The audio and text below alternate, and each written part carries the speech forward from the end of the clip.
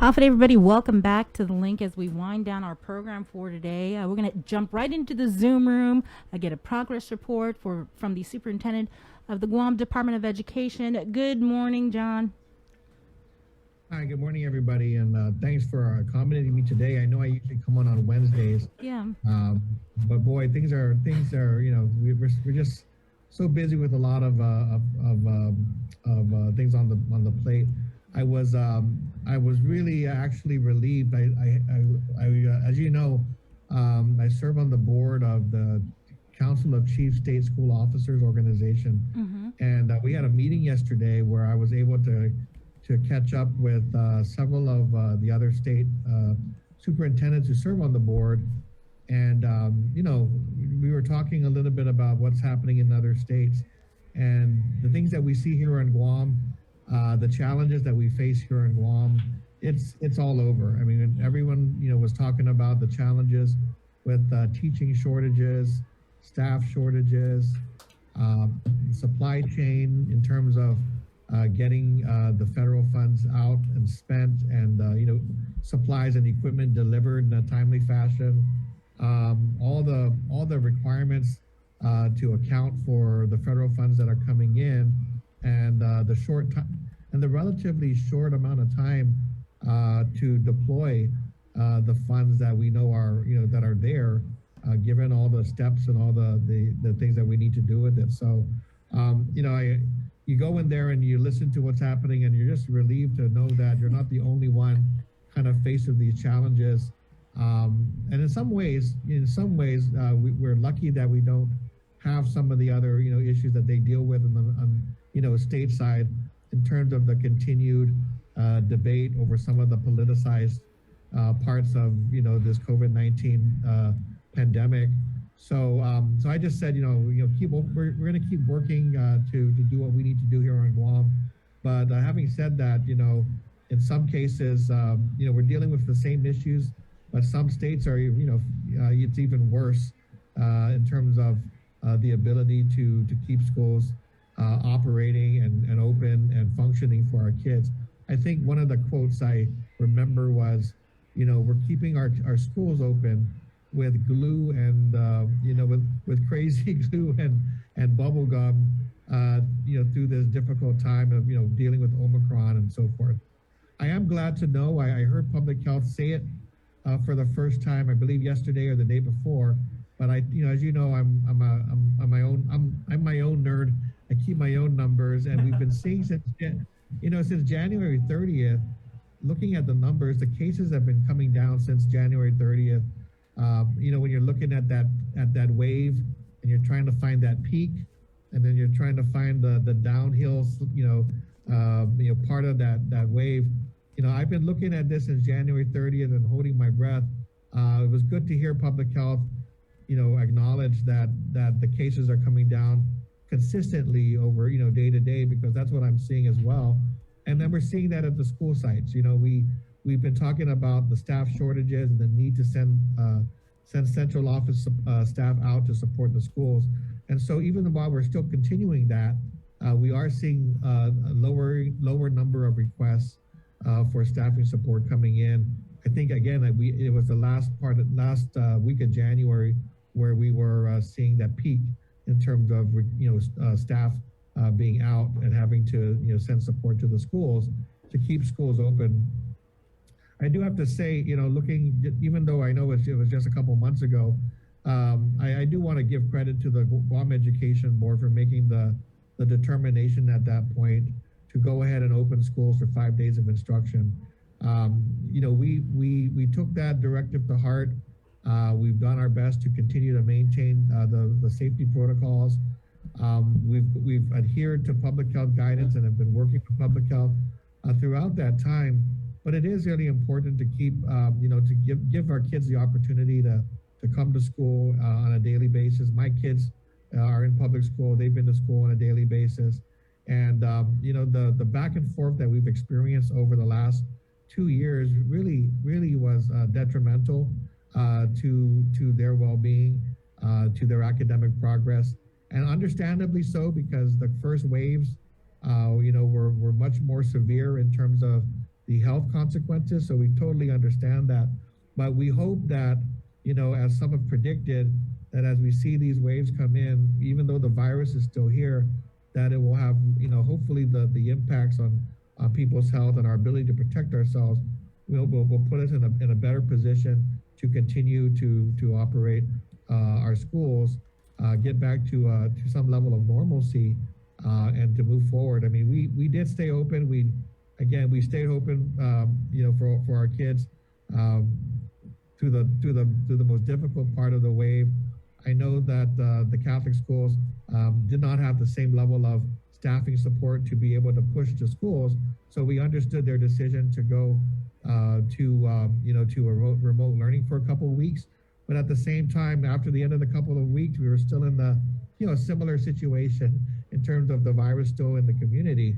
So again, we hope that we're on the tail end of this wave. We are seeing the decline, and as you know, we're gonna we need to just prepare ourselves to expect the next wave, whatever that looks like, and to continue to be vigilant in our practices. So that's what we're doing, and continue to work on all the other projects that we're responsible for moving forward. But I do have to say this, I think in the last couple of weeks, I've seen some commentaries and editorials about DOE and where we should be going, and I think one of one of them said we need to find a way to get our kids back to school on a regular basis. Well, we did that, and I'm glad we did that.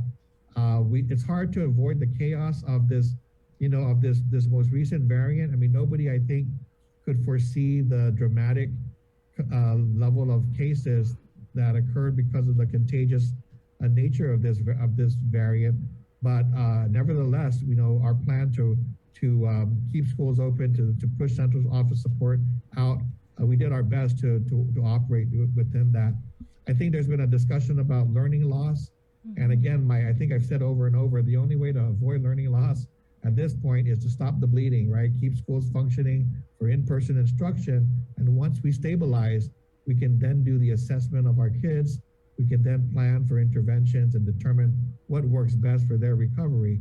And then going forward, focus on just building up, in that direction for continued recovery from COVID-19. So I'll stop there and answer any questions you might have. I'm happy to, if you've got any things on your hot on your plate. Well, I don't know if it's hot on our plate, but I do have a couple of questions because we did speak with Public Health yesterday, and they did inform us about just an update, I guess you could say, on the PEBT cards. And this particular payment is just for the students that were enrolled, correct, in summer school of last year. And so Public Health said, hey, there were some clarifications that we needed. We sent it over to GDOE, and we need for them to send it back. Yeah, so this is a very data heavy type of operation. So we need to work, it really involves a data exchange between DOE and Public Health. So, again, there was some earlier discussion about where things were, and we had sent our master list over to Public Health. And then, in further review, there needed to be addressing some discrepancies. So when I checked in with staff earlier this week, they did say, yes, there were some discrepancies that needed to be corrected. Not very major ones, minor ones, but nevertheless, before the PEBT program is deployed for this next round, we want to get everything kind of scrubbed completely. So there were, I think, things like, redundant names, errors in the names of students so they couldn't be matched. Things like that could be corrected once they are identified. So it won't take long to finish those. I think we're intending to finish that by the end of the week, and and get it back to Public Health. And if that happens, then Public Health can do what it needs to do then to push forward. But again, I did hear that we did submit the master list. I heard earlier there were some minor things that needed to be addressed, and in checking with my staff, they do seem very minor. Again, you're talking about a list of all of our 26,000 students, trying to make sure that we address every discrepancy that could be identified to make sure that those kids get their PEBT appropriately. So we hope that'll be resolved and resent to Public Health, and then they can move forward, barring any other technical technicalities. I know that you sent over the letter for the waivers for the instructional time and the credits, I think. Have you heard any feedback?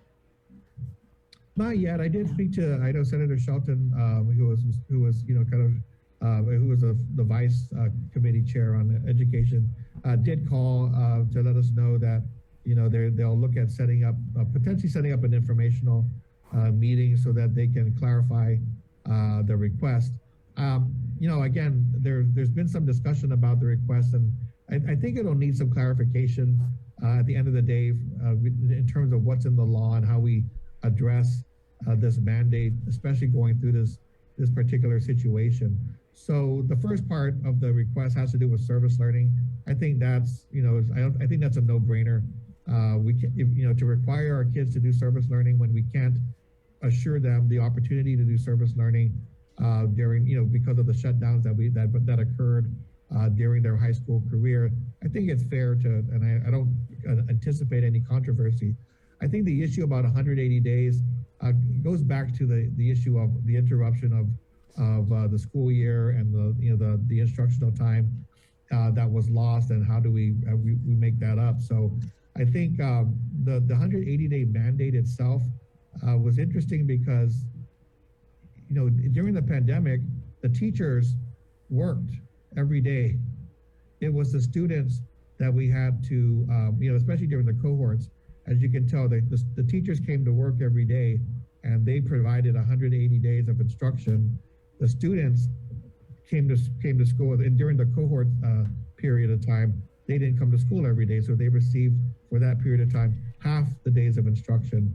The law doesn't really specify how you deal with that and how we're supposed to address that, because in this particular situation, in order for us to provide 180 days, we're going to have to figure out how to pay the teachers for again additional days to make up for days that they already provided, and then we'd have to figure out how to barring any further shutdown, how to accommodate 180 those extra days of instruction, if that was the only measure of learning recovery. We're talking about instructional time. So we just wanted I think because of that issue, we wanted to clarify that and to at least seek some flexibility from the legislature, so that as we go through this period of mapping out learning recovery strategies, we don't face this this mandate that was really put in place before we considered all the different types of ways in which we deliver instruction. So I just gave you one example about the cohorts, but when you go online, you have synchronous and asynchronous instruction. You have when we were doing hard copy, it's a different type of situation. So we probably need to come back and talk about 180 days. What does that mean in terms of instructional time? When it says the equivalent of 180 days, what does that really mean in light of the pandemic, and in light of how we might go forward with online instruction, as well as in-person instruction in certain courses for certain students. So it really is that. I think we met the mandate as it's written in the law, because it's very straightforward. It doesn't say teachers or students, it just says instructional days. So I think we can make the argument that the mandate's been met. But if there is further discussion, I think we need to clarify and put that clarification into the law. And this is the opportunity to do that. Jon, since we were talking about the legislature, I did want to ask you about this bill that was just introduced. We all got the press release late yesterday about Bill 254 related to school counselors. And I'm wondering, how much input did you have? Was this something that was brought on because of a concern from the Guam Department of Education, or what? Because this is kind of interesting, because it's kind of addressing, or at least this is what the release is stating, like inappropriate duties of a school counselor. This will kind of address that. Can you kind of go in on what exactly was the impetus behind this bill that you're aware of? Yeah, no, we didn't. At the management level, we weren't asked to provide any input. I believe Senator Nelson indicates in her letter that she met with stakeholders. So I think that might have included, some of the representatives of the school counselors, perhaps. We did have a hearing on some of the concerns that school counselors had raised with regard to some of the issues that we were facing in terms of trying to address the social emotional needs of our students.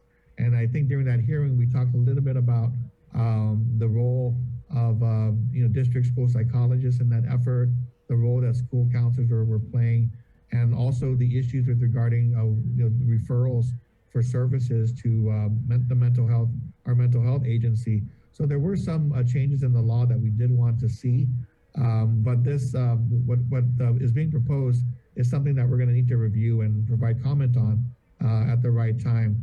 But I did get a copy of the draft when it was released with the press release. I'm asking our team to go ahead and work to review it, and then we'll have an opportunity to say whether it makes sense for us, whether it's something we can support, or whether we recommend any changes or not. So at this point, we're just it's new to me. We'll take a look at it and then let the senator know what our position is and how we can work together to ensure that we address whatever concerns that are raised. Now, the reason why I think it's timely is on the one hand that's being proposed. We also have convened a committee of our employees as part of the educator pay study effort.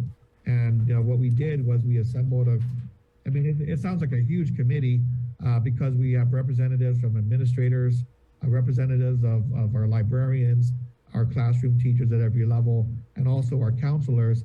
And as we were discussing it in our earlier meetings, for most positions in government have a job description, but for teachers, and teachers also include librarians, school counselors, and so forth, there really isn't a set job description, or it really is the way we classify teachers really has to mostly do with education, right?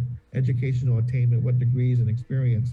So there was discussion in our meetings about whether there would be a recommendation to create these job descriptions for teachers or for counselors or for librarians, if that made sense. So it is something that we're prepared to discuss.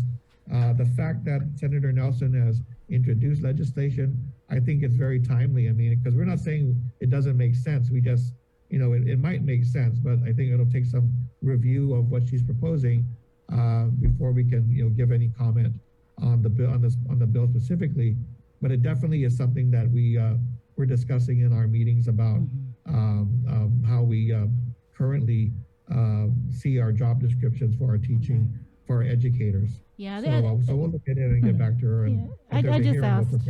I just asked because in just the very first line of the release, it was after months of collaboration with the Guam Department of Education and stakeholders. So that's kind of why I asked you.